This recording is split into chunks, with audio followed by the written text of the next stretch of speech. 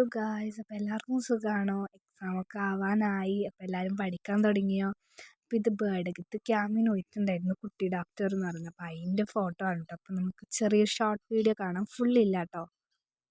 പോകാതെ മിഴി നനഞ്ഞിടറി തൂവാതെ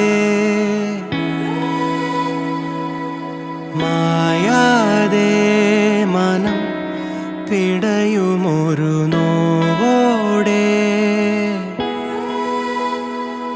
കണ്ണാടി എന്ന പോലെന്നെ കണ്ടതും നിന്റെ കണ്ണിലല്ലേ, ഞാൻ തനിയെ നിന്നതും കൂടെ വന്നു നീ ജീവനേകിയില്ലേ.